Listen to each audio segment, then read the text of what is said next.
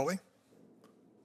Thank you, Mr. Chairman. Congratulations to all of the nominees. Judge Ali Khan, I think the last time you and I visited, it was before the Homeland Security Committee. And I asked you a number of questions there, you, including some for the record, you answered those, which I appreciated. One question that I ask you, and I ask every nominee actually on that committee and this one, is whether or not the nominee has ever litigated against a religious liberty claim. Usually the answer to that's no. In your case, you answered yes, and you listed 5 different cases over a period of years, actually, in which you have litigated against individuals or churches' religious liberty claims. So let's just talk about a few of those, if we could. Let's start with some of your work during COVID. Case you list here, Capitol Hill Baptist Church versus Bowser. Do you remember that case? Yes, Senator. You remember working on that case?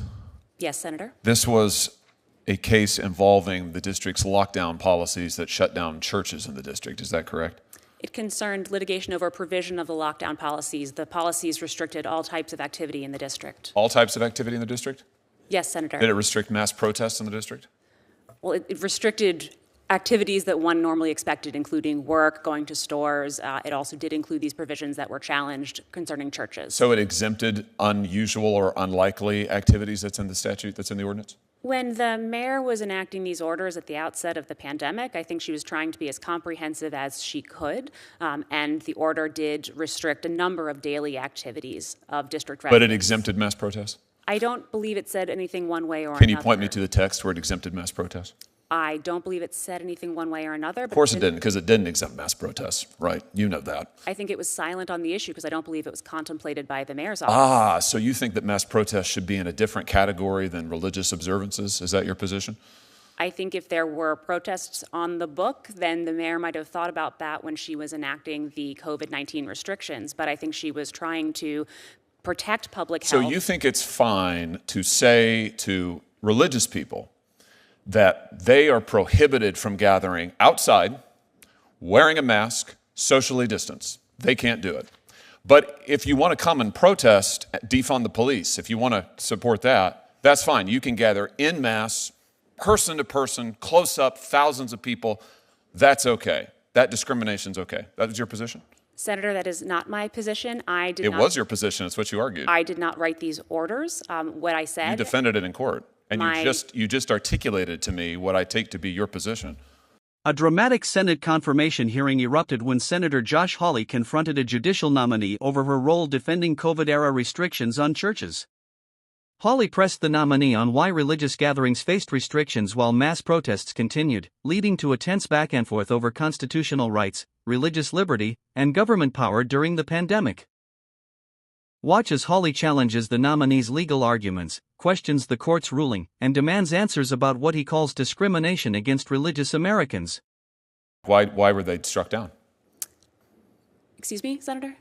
Why were the restrictions that you defended struck down as discriminatory? Why were they?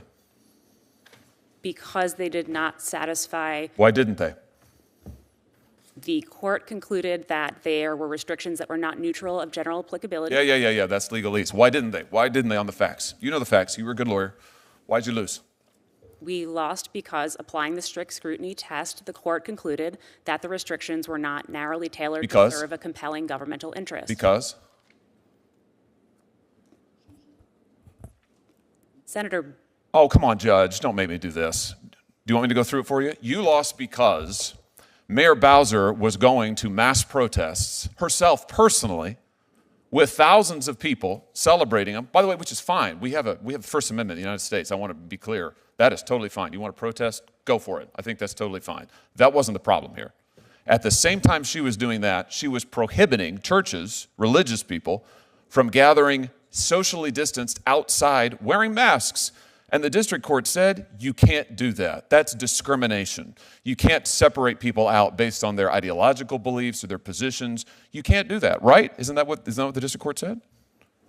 The district court said that do you agree with it? Could not survive strict scrutiny. For those reasons, right? Why are you fighting me on this? I can't figure this out. I am not fighting you, Senator. So yes, you agree. That's what the district court said. That was what the district court concluded. Do you think they got it right? Did the district court get it right? The district court, we did not appeal that decision. I think that district court decision is consistent with rulings that we got from the Supreme Court clarifying the application of the religious test to COVID-19 restrictions in Tandon and the Do you Brooklyn think Archdiocese. my time's almost expired, and I know other senators want to ask questions, so let me just very quickly here. Do you think it's wrong to discriminate on the basis of religious faith? Absolutely, Senator. Why did you argue that religious services, religious people pose a greater risk of infection than people gathered to argue for defunding the police? I was representing my client. The mayor and consulting epidemiologists had issued orders that she thought were going to protect public health. It was my role to defend those as a Why did you member. make that argument? That seems like a strange argument to me, that religious people are somehow, more infectious than folks who have other ideological positions? I don't get it. My understanding was the nature of singing and other things epidemiologists thought could transmit COVID at a higher You didn't rate. put any scientific evidence on the record for it?